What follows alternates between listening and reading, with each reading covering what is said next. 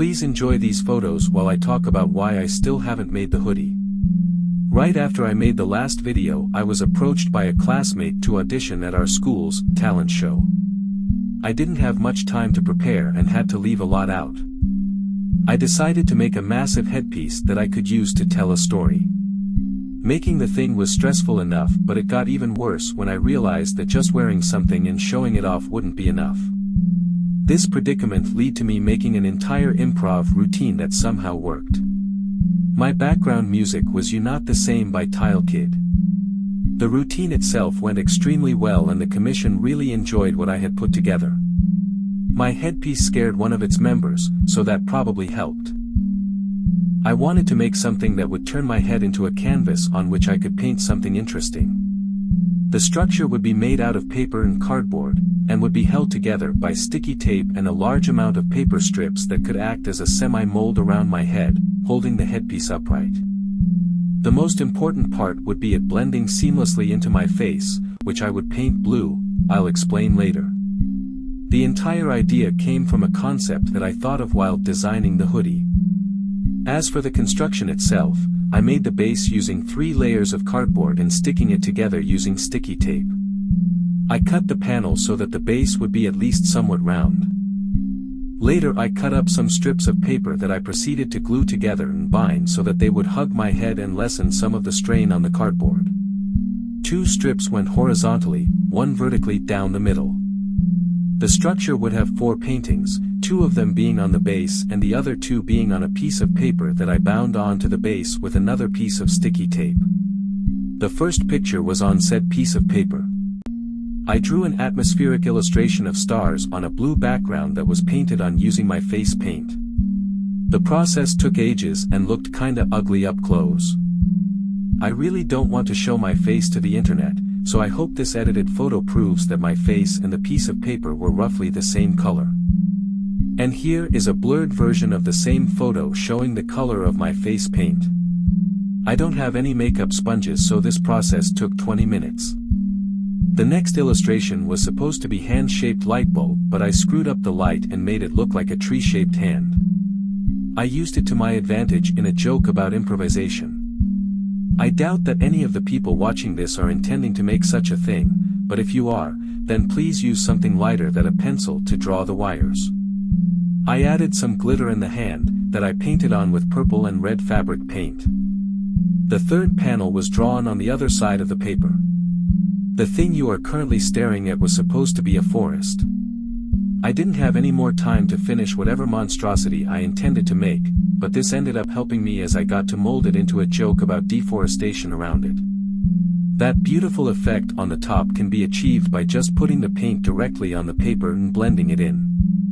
After the first panel I almost damaged it by trying to cut the tape, which didn't even work, so I proceeded to throw it to the back and over the headpiece despite the fact that I could barely reach the top of it anyway. That somehow worked and the piece of paper lived to be seen another day. The final illustration isn't even an illustration, it's the back of the base where I attached 2 creepy-looking eyes. The paper strips around my head were supposed to serve as a cage and make the piece look even more creepy. I used this to do a back bend and I like how it ended up. This fringe was long and expensive. It was also a nightmare to work with, but that's a different story entirely. I added these for a gag about long eyelashes that involved me doing a back bend and strategically shaking, but that plan fell out the window when my headpiece started breaking. While making the piece, I also went to Cressness with a classmate to see a play. We arrived pretty early and walked around a lot. Here's some footage from the train ride.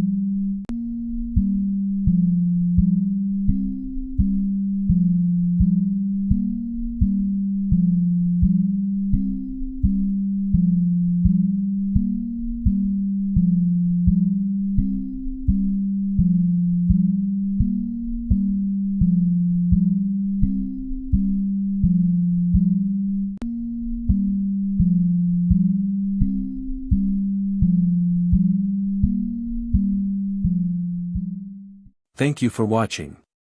Bye.